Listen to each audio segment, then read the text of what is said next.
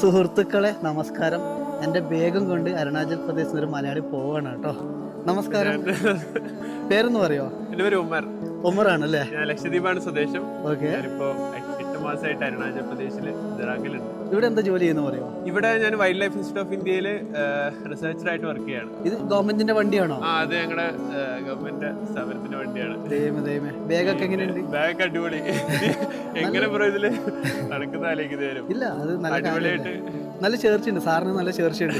അപ്പൊ നമ്മള് പോവാണ്, ബാഗ് കൊണ്ട് പോവാണ്. പോവരുത്. പറയാം.